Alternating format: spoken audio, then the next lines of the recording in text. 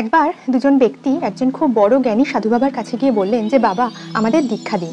বাবা এই কথা শোনার পর বললেন যে ঠিক আছে, আমি তোমাদের একটা কাজ দেব, সেই কাজটা যে সবার আগে সম্পন্ন করে আমার কাছে ফিরে আসতে পারবে আমি তাকেই দীক্ষা দেব। এই কথা বলে সেই সাধু বাবা ওই দুই ব্যক্তিকে একটি করে মুরগি দিলেন এবং তাদেরকে একটা শর্ত দিলেন যে এই মুরগিটিকে তাদের এমন স্থানে নিয়ে গিয়ে হত্যা করতে হবে যাতে তাদের সেই হত্যা করতে কেউ না দেখতে পায়।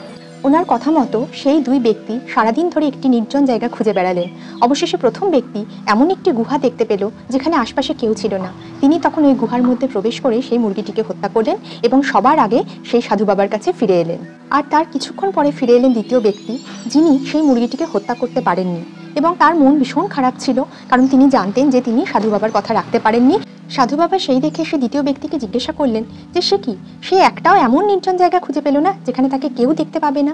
তখন সেই দ্বিতীয় ব্যক্তি মাথা নিচু করে বললেন, পেয়েছিলাম বাবা, কিন্তু যখনই আমি সেই মুরগিটিকে হত্যা করতে যাচ্ছিলাম তখন মনে হলো কেউ না দেখুক কিন্তু স্বয়ং ঈশ্বর তো আমাকে দেখছেন। তখন সাধু বাবা মুচকি হাসলেন, কারণ এই পরীক্ষাটির মাধ্যমে সাধু বাবা দেখতে চেয়েছিলেন যে এই দুই ব্যক্তির ঈশ্বরের প্রতি কতটা ভক্তি আছে বা কতটা বিশ্বাস আছে। তিনি সেই দ্বিতীয় ব্যক্তিকেই দীক্ষা দিলেন। এই ছোট্ট গল্পটির মাধ্যমে আমরা এই শিক্ষাই পাই যে লোকচক্ষুর আড়ালে আমরা কোনো কাজ করে আমরা ভাবি যে কেউ তো আমাদের দেখতে পেল না, কিন্তু স্বয়ং ঈশ্বরের চোখে কিন্তু আমরা কখনো ফাঁকি দিতে পারি না।